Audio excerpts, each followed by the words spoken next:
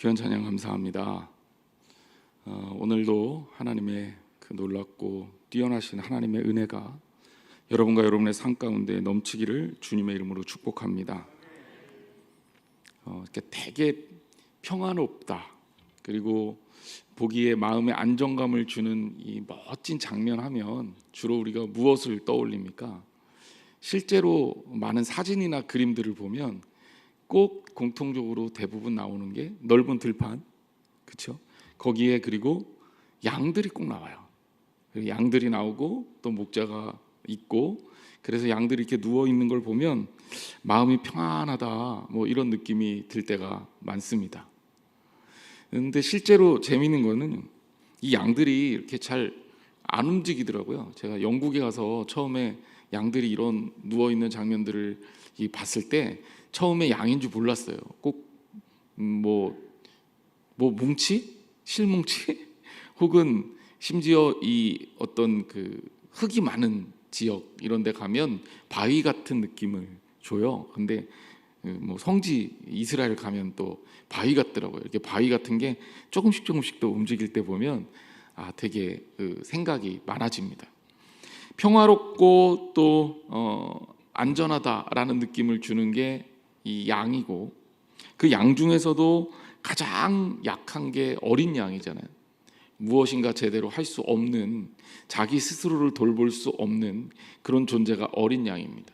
그런데 이 평화가 언제 깨지냐? 늑대가 나타나면 깨집니다.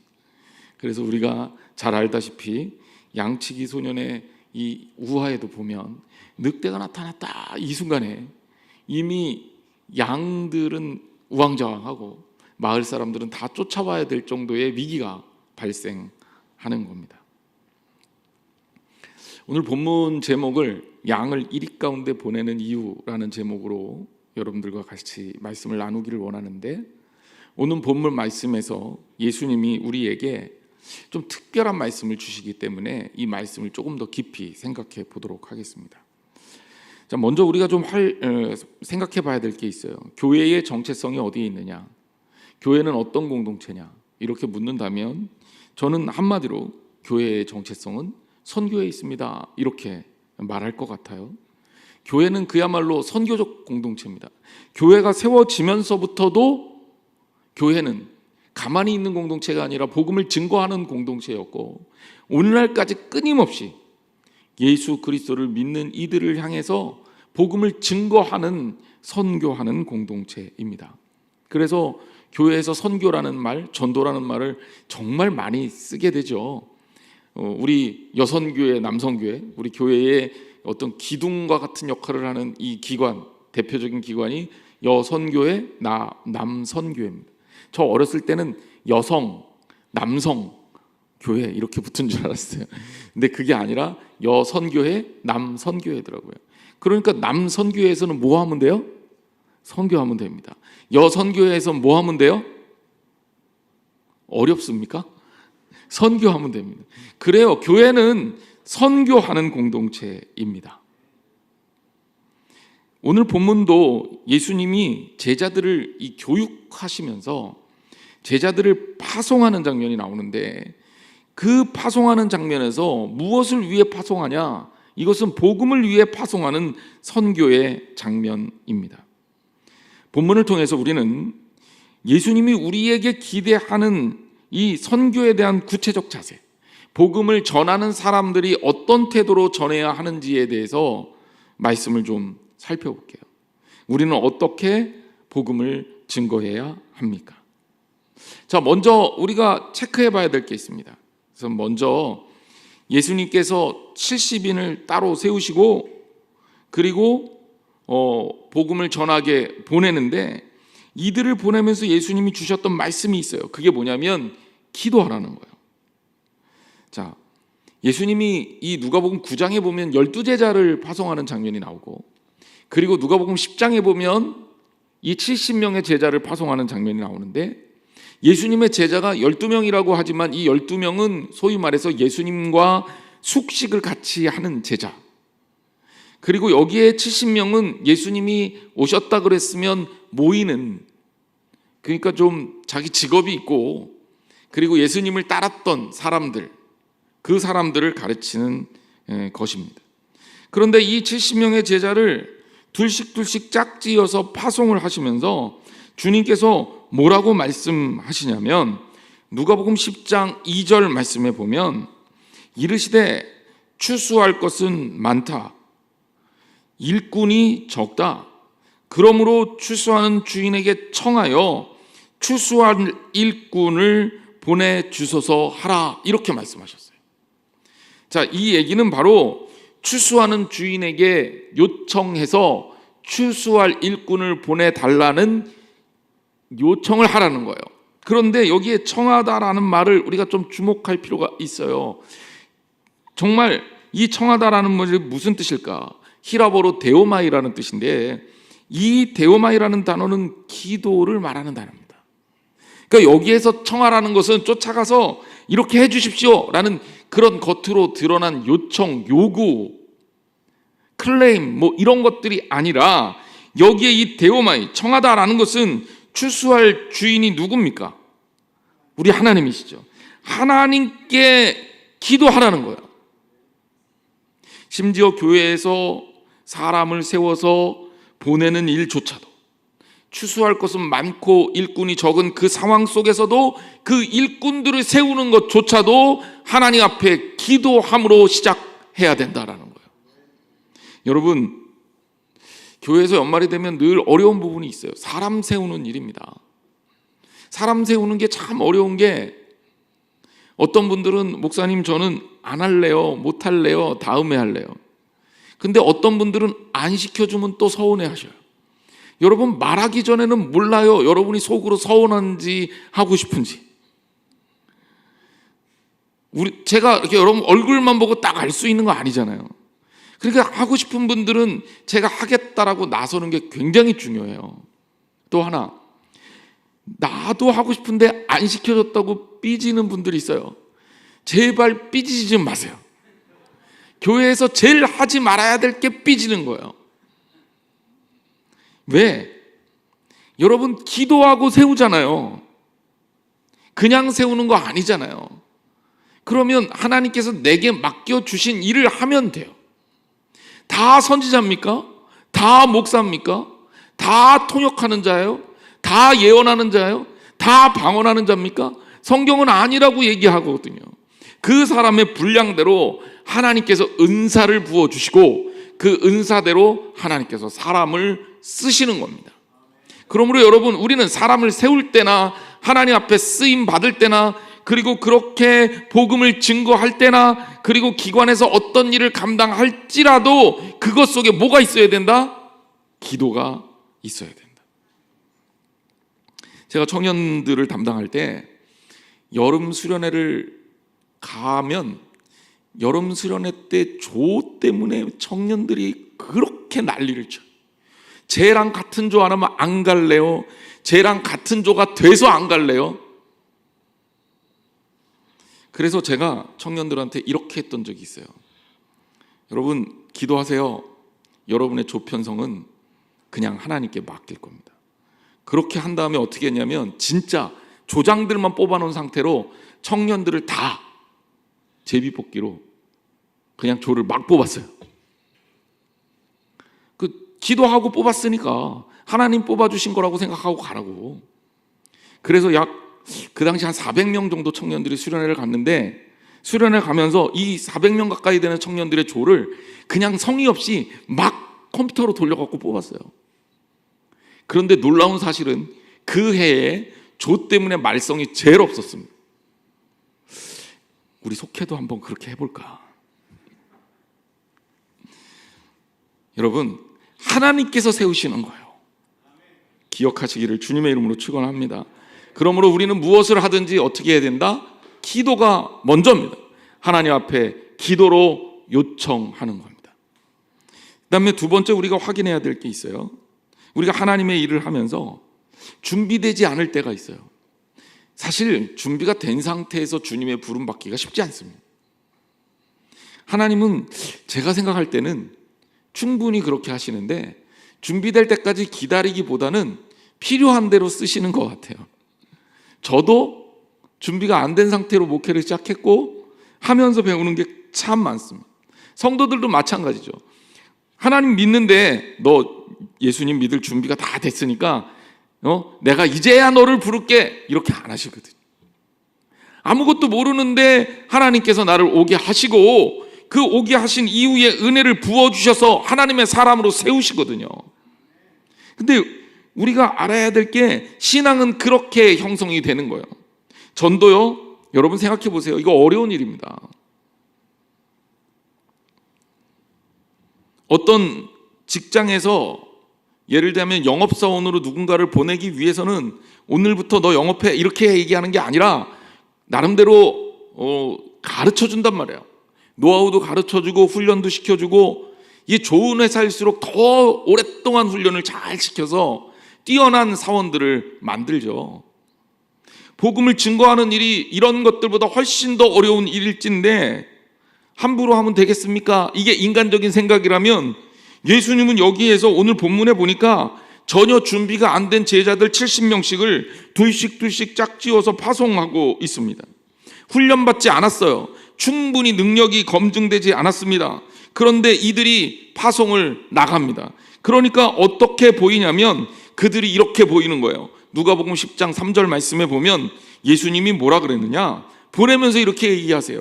갈지어다 내가 너희를 보냄이 어린 양을 이리 가운데로 보냄과 같도다. 아니 갈지어다 하고 보내면서 어린 양을 이리 가운데 보내면 됩니까 안 됩니까? 여러분 이렇게 감각 없이 반응하시는 거 보니까 여러분들이 어린 양이라고 생각해 보세요. 여러분들이 어린 양인데 늑대와 이리 가운데로 막 가라 그래. 그러면 여러분 가야 됩니까 말아야 됩니까? 상식적으로는 있을 수 없는 일입니다. 더구나 이거를 모르고 보내는 것도 아니고 주님이 이미 아세요. 주님이 아시는데 가라는 거예요. 여러분 우리가 이 세상을 살면서 저는 가끔 그렇게 느낄 때가 많아요. 세상 사람들은 참 많은 무기가 있습니다. 수단과 방법을 안 가려요. 거짓말도 잘해요. 사기도 잘 쳐요.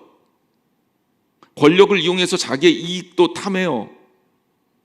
얼마든지 할 수 있는 방법들이 있습니다. 그런데 우리 기독교인들은 그렇게 살면 안 되잖아요. 다른 사람 반칙하는데 나는 반칙 안 하고 살면 쉽지 않단 말이에요, 살기가. 게다가 요즘 같으면 그리스도인으로 산다는 게 때로는 참 어려울 때가 많습니다. 마치 요즘에 이리저리 막 뜯겨요. 개봉하는 영화마다 드라마마다 기독교인들 이미지가 안 좋게 느껴집니다. 예전에는 기독교인들 욕하는 게 그렇게 편안한 상태에서 욕할 수 있는 일이 아니었어요. 근데 요새는 뭐 공개적으로 다 합니다. 인터넷상엔 더더구나 그렇죠. 기독교인으로 산다는 게 굉장히 위축돼 있어요. 마치 양처럼 겁먹은 존재로 우리가 신앙생활을 할 때가 있다라는 것을 많이 느낍니다. 위축될 수도 있어요. 그런데 여러분, 우리가 그렇게 위축돼서 살 필요가 없습니다. 왜냐하면 우리가 어린 양이고 세상이 일이고 그 이리들을 조종하는 사탄이 있다 할지라도 우리는요 혼자 사는 게 아니라 주님과 함께 가는 거거든요. 하나님의 자녀로 당당하게 살아야 합니다. 그 이유는 바로 주님이 우리를 보내셨고 주님께서 우리와 함께 하시기 때문입니다. 갈지어다 어린 양을 이리 가운데 보낸과 같도다. 그러면서 어린 양을 보낼 수 있는 이유는 주님이 그들과 함께 하시기 때문이에요. 이어지는 말씀은 더 놀랍습니다. 전도자들에게 예수님이 뭐라 그러냐면 누가복음 10장 4절 말씀인데요. 우리 한번 같이 한번 읽어보겠습니다. 시작. 전대나 배낭이나 신발을 가지지 말라. 길에서 아무에게도 문안하지 말며. 아니 여행을 하고 길을 가는 사람에게 전대나 배낭이나 신발을 가지지 말라? 이게 말이 안 돼요. 전대는 뭐냐면 여윳돈을 보관하는 용도로 쓰는 지갑입니다. 배낭은 뭐냐면 옷 같은 거 담는, 그리고 음식도 보관하는 가방이에요. 그리고 신발은요, 맨발로 걸을 수는 없으니 더군다나 오늘날 같은 신발은 뭐 한 벌 가지고 충분히 가지만, 예전에 우리 선비들이 한양에 과거를 보러 갈 때 집신 꾸러미를 들고 다녔거든요. 보신 적이 없으니까 잘 모르시죠. 저도 본 적은 없습니다만. 하지만 드라마나 사극 같은 데 보면 집신 갖고 다니잖아요. 왜? 신발이 망가지니까 교체해서 신어야 돼요. 예수님 당시에 유대인들도 역시 마찬가지입니다. 그 당시 신발이 정교하지 못했어요. 유대인들은 그냥 샌들 비슷한 신발을 신었습니다. 그러니 이게 금방 떨어지면 갈아 신어야 돼요. 여행자들에게 전대도 필요하고 배낭도 필요하고 그리고 신발도 필요한 겁니다. 그런데 이거 다 갖고 다니지 말래요. 왜 그럴까요? 이게 필요 없다는 이야기입니까? 아니에요. 돈도 필요하고요, 옷도 필요하고, 배고프면 음식도 필요하고, 그리고 신발도 필요합니다. 그러나 여기에서 얘기하고 있는 건 뭡니까? 이런 것 다 소유하지 않아도 하나님께서 공급해 주실 것이라는 이야기예요. 그게 바로 복음을 전하는 자에게 주시는 하나님의 축복입니다. 하나님께서 공급해 주실 것이다. 그러므로 전도자들에게 진정으로 중요한 것은 주님과 함께 사는 것이다. 주님과 함께 가는 것이다. 주님과 함께 동행하는 것이다 라는 것입니다. 사랑하는 성도 여러분, 우리가 전도를 잘할 수 있는 비결이 뭐냐? 주님과 함께 하는 거예요. 주님을 의지하는 겁니다. 마치 어린 양이 이리들 가운데 보냄을 받는 것 같은 두려움과 떨림이 있다 할지라도 우리들 가운데 주님이 우리의 목자 되시는 것을 여러분 기억하시고 주님과 함께 동행하시는 저와 여러분 되시기를 주님의 이름으로 축원합니다. 그래요, 우리가 살 길은 주님과 함께 가는 길밖에는 없습니다. 자, 세 번째, 우리가 가져야 될 자세, 또 하나 중요한 자세가 있습니다. 그것은 바로 결과에 연연하지 말라는 거예요. 우리는요, 태어나면서부터 남들과 비교하고 비교당하면서 삽니다. 서열이나 순위 경쟁에 익숙해요.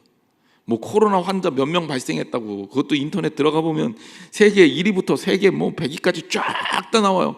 그거 왜 있는지 모르겠는데, 백신 몇 프로 맞았다고 그것도 세계 1위부터 쫙 리스트업 해갖고 올려놓고 있습니다. 서열에 익숙한 거죠.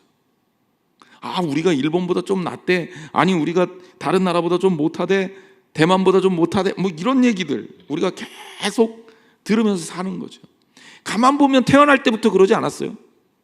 오늘 2부 예배 때 오전사님 그 태어난 새롭게 가진 딸 예범이가 교회 처음 나와서 기도받았는데요, 태어나면서부터 우리 부모님들은 뭐 내 자식은, 내 아들은, 내 자녀는, 내 딸은 몇 킬로그램이야 이거 예민해요.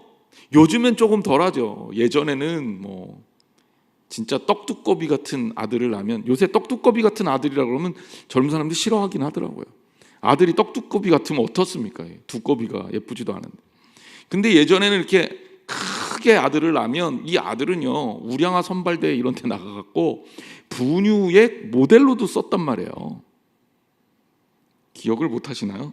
저는 어떻게 알죠? 근데 어떻게 보면 그러면서 몇 킬로 이런 거 하면서 다 비교를 하고 있어요. 그래서 저도 몇 킬로 태어나는지 기억이 언뜻 날 것 같거든요. 하도 얘기를 들어서. 생각해 보세요.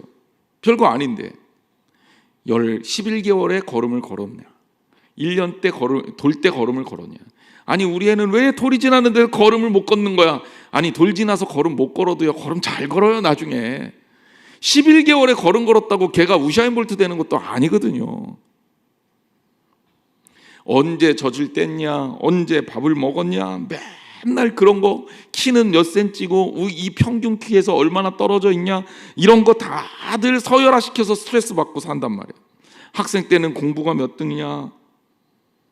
심지어 아직도 기억나는 게, 저 초등학교 때 여학생들에게 크리스마스 카드 몇 장 받았냐 이거 가지고 남학생들끼리 경쟁이 붙어가지고요. 그래서 아주 심각했던 적이 있습니다. 제가 많이 받았기 때문에 이런 얘기를 굳이 하는 겁니다. 대학은 어딜 갔냐? 대학도 서열화시켜서 뭐 스카이다, 뭐 서연고 서성안이다, 뭐 이런 식으로 대학도 리스트업을 해놓고 있어요. 근데 여러분 생각해 보십시오. 아, 실력이 있어야지. 좋은 대학 갔다고 그 사람의 실력이 좋아지는 건 아니잖아요. 졸업하면 직장이 어디냐, 연봉이 얼마냐, 집은 있냐 등등등. 나이가 들어도 마찬가지인 거죠. 숨이 막혀요. 왜 이렇게 삽니까? 최선을 다해 성실하게 살되 비교하지 말고 하나님이 주신 그 모습 그대로를 사시는 저와 여러분 되시기를 바랍니다. 그게 행복의 비결이에요. 하나님께서 우리를 기뻐하시면 됐어요. 다른 사람하고 비교할 필요 없어요. 교회도 마찬가지입니다. 큰 교회 다닌다고 좋은 성도가 되는 거 아니에요. 물론 좋은 교회 다니면 좋은 성도가 될 가능성이 높겠죠. 한 좋은 교회가 큰 교회는 아니잖아요. 근데 저한테 가끔 와서 저 누굽니다 라고 소개하면서 가끔 저는 어디 교회의 누굽니다 이렇게 얘기하시는 분이 있어요. 근데 물론 그게 뭐 악의가 없겠지만 어떤 때는 좀 씁쓸해요. 교회가 중요한 게 아니거든요. 비교하고 평가하고 결과 보고 실망하거나 교만하게 되거나. 여러분 생각해 보십시오. 내가 남들보다 나으면 교만하게 되고요, 내가 남들보다 못하면 낭망하게 돼요. 둘 다 비교해서 이득이 없습니다. 교만해도 문제고 낭망해도 문제예요. 그렇잖아요. 우리가 하나님의 기준 속에서 하나님 앞에서 어떻게 아름답게 사느냐, 이것이 우리의 삶의 핵심이어야 된다라는 겁니다. 더더군다나 복음을 증거하는 하나님의 일을 하면서는 더더군다나 그렇습니다. 때로는 생각대로 잘 안 될 수도 있어요. 때로는 내가 열심히 했는데 생각보다 반응이 없을 수도 있어요. 전도가 그렇습니다. 전도자들이 거절당할 수도 있어요. 하지만 자책하거나 포기하지 말아야 합니다. 거절하면 물러서면 돼요. 결과는 하나님께 맡기세요. 제가 고등학교 때 이제 전도를 하면서 겪었던 일입니다. 고등학교 때 저희 교회가 조그만 2층 개척교회예요. 전 교인이 100명도 안 돼요. 학생들 한 20명 됐었나요? 그것도 학생들이 작은 교회 치고는 되게 많았어요. 그런데 이제 우리 학생들이 교회가 작으니까 우리가 좀 전도를 해보자, 그런 마음을 좀 먹었어요. 기특하죠. 그래서 교회가 돈이 없잖아요. 작은 교회니까. 그러니까 학생들이 그 종이를 주섬주섬 자기들 용돈을 모아갖고 사고, 그리고 전도지를 제 기억에 몇천 장 만들었던 것 같아요. 진짜 열심히 만들었습니다. 공부는 안 하고 교회 가서 그런 거 한다고 혼나기도 했었는데, 좌우간 그렇게 열심히 학생들끼리 만들어서 그 몇천 장을 전도하면서 쫙 다 뿌렸어요. 학생들 전원이 다 나가서. 자, 놀라운 일이 벌어졌습니다. 그 수천 장을 다 전도하는 데 쓰고 우리는 주일날 엄청나게 기다렸을 거 아니에요. 이제 우리 교회에 학생들이 올 거야. 정말 놀라운 사실은 한 명도 안 왔어요, 그 주에. 자, 얼마나 낭망이 되고 실망이 되든지. 그때 제가 임원이었는데 전도하자고 부추겼던 제가 창피하기도 했어요. 야, 이렇게 결과가 형편없다니. 물론 작은 교회고 2층 교회고, 그리고 시설도 안 좋고 학생들도 얼마 없으니까 별로 그렇게 매력이 있는 교회, 전도하기 쉬운 교회는 아니었어요. 그래서 어깨가 쭉 처져 있는데 그 다음 주에요, 놀라운 일이 벌어졌어요. 자매가 2명이 저희 교회에 왔어요. 제가 그때 고등학교 1학년이었던 것 같은데, 고등학교 1학년, 중학교 2학년 이 두 자매가 왔는데 저한테 되게 중요한 게 예쁜 자매들이 등록했어요. 그래서 어떻게 왔냐 물어보니까 우리가 그 수천 장 뿌린 그 전도지를 우리가 나눠준 게 아니라 누군가 받아서 버린 거죠. 그 버린 걸 주워서 왔대요. 그리고 더 놀라운 일은 그 두 자매가 또 전도를 해왔어요. 그러면서 그때 전도라는 게 이런 거구나라는 걸 느꼈던 적이 있어요. 여러분이 전도하지만 내가 하는 게 아니라 하나님이 일하시는 거예요. 그러므로 여러분, 결과를 너무 지나치게 연연해 하지 마세요. 과정과 그 마음의 순수성이 하나님께서 기뻐하시면 되는 겁니다. 우리가 복음을 전했을 때 그것이 언제 역사가 일어날지는 알 수가 없어요. 여러분이 하나님을 대신하려고 하지 마십시오. 오늘 본문 누가복음 10장 5절부터 11절까지 말씀을 그냥 한번 쫙 성경을 통해서 한번 읽어보겠습니다. 저 혼자 읽으면 힘드니까 우리 교독 한번 해볼게요. 5절부터 제가 5절 읽고 여러분들이 6절 읽고 이렇게 교독 한번 해보겠습니다. 시작. 어느 집에 들어가든지 먼저 말하되 이 집이 평안할지어다 하라.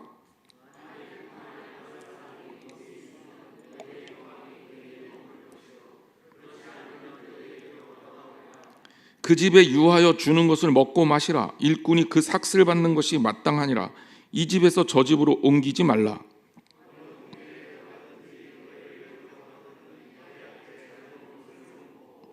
거기 있는 병자들을 고치고 또 말하기를 하나님의 나라가 너희에게 가까이 왔다 하라.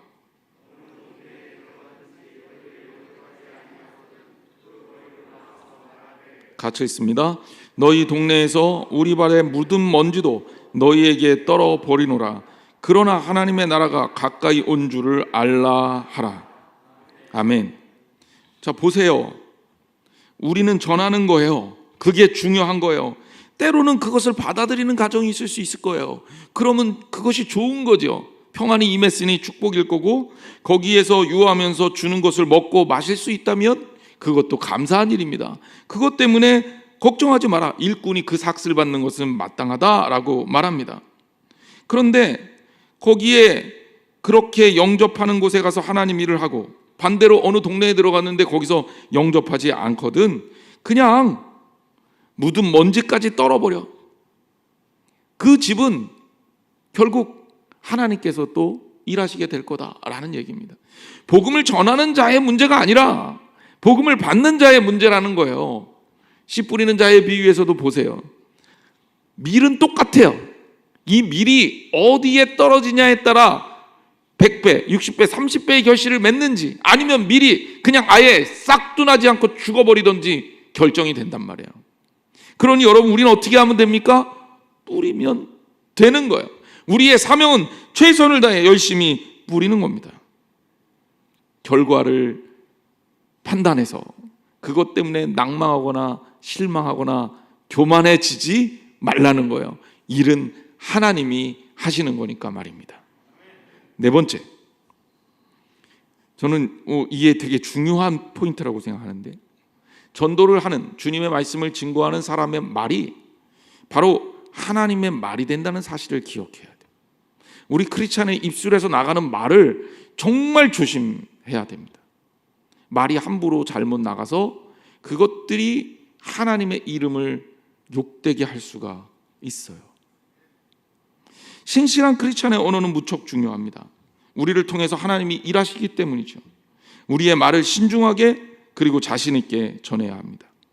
그렇기 때문에 먼저 하나님의 뜻이 우선되게 전달이 되어야 합니다. 하나님 말씀을 전하는 이 목사와 목회자들, 또 세상을 복음을 전하는 일을 담당해야 되는 여러분 평신도들에게 이르기까지 우리는 말하는 것에 신중해야 됩니다. 그렇기 때문에 우리는 먼저 듣는 일에도 신중하고 훌륭한 듣는 자가 되어야 해요. 먼저 이 말씀을 좀 드리고 싶습니다.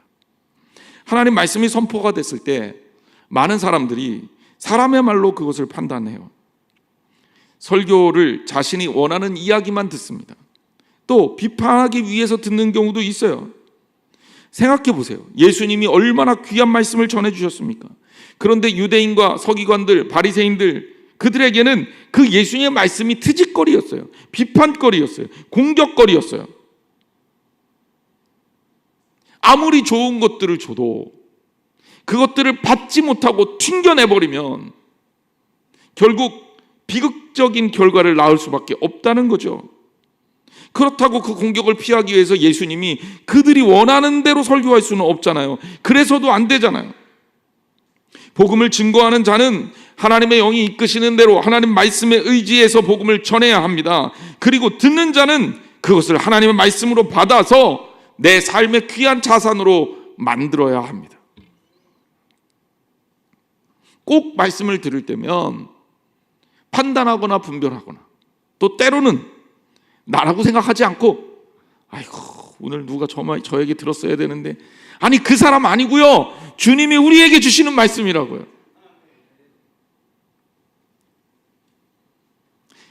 제가 시골에서 목회할 때 한 권사님이 어느 날 갑자기 이제 저를 찾아왔어요.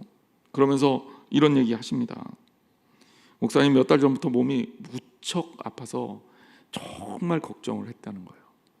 근데 이분은 나는 기도도 잘 못하고, 나는 내가 할 수 있는 게 별로 없고 돈도 없고, 그래서 너무 실망이 됐는데 어느 날 하나님 말씀을 좀 열심히 들어보자라는 마음이 생겼대요.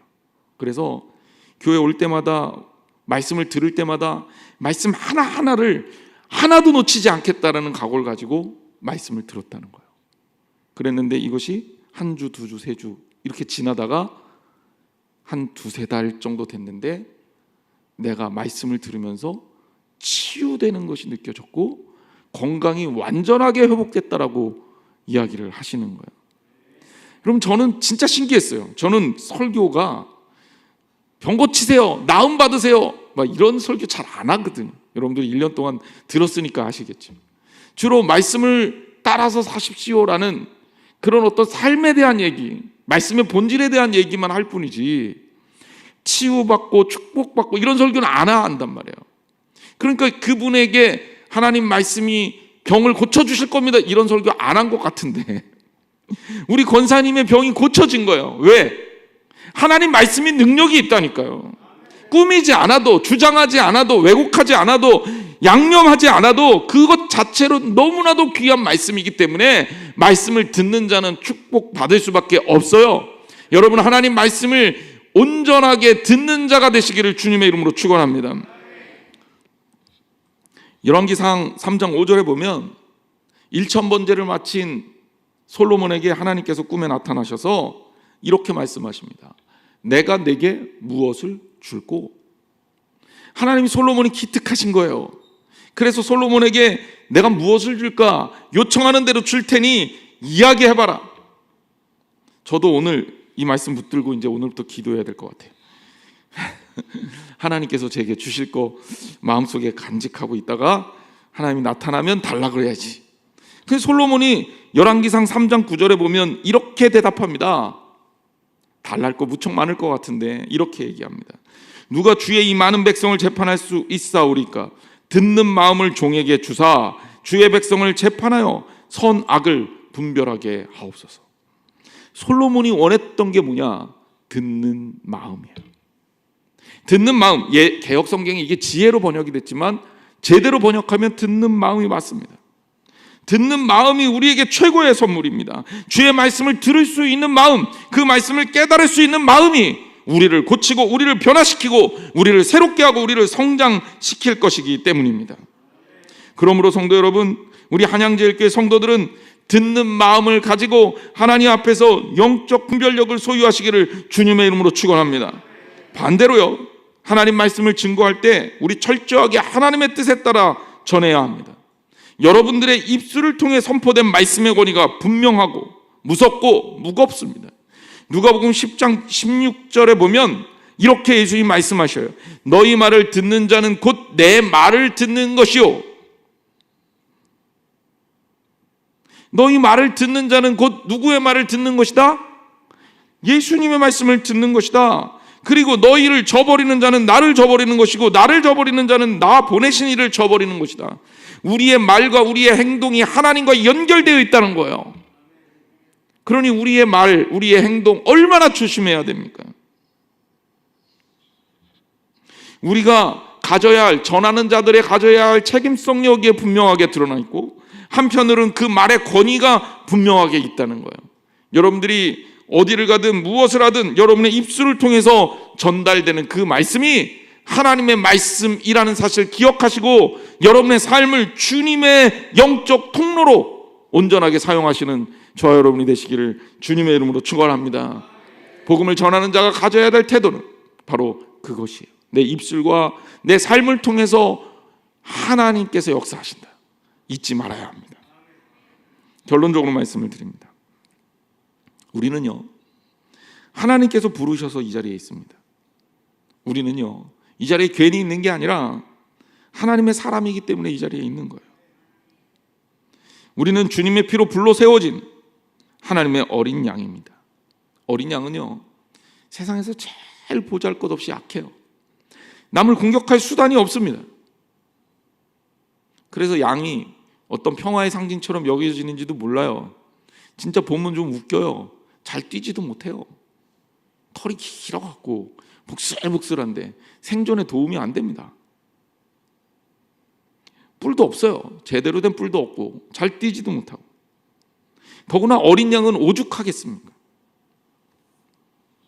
하지만요, 이 어린 양이요, 이리가 나타나도 이길 수 있는 어린 양입니다. 조건이 있어요. 주님이 함께 하시는 어린 양.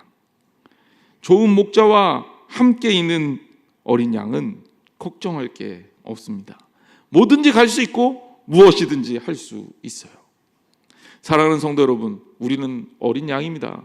그래서 우리 어린 양을 이 땅에 보내실 때 주님이 어린 양을 이리 가운데 보내는 것 같다고 말씀하셨습니다. 하지만 우리는 그냥 어린 양이 아니라 주님이 함께 하시기 때문에 이리보다도 훨씬 더 강한 어린 양입니다. 이 땅에 하나님이 함께 하시는 사람으로 살아서 세상을 이기며 세상의 복음의 증인이 되는 저와 여러분이 되시기를 주님의 이름으로 축원합니다. 기도하겠습니다.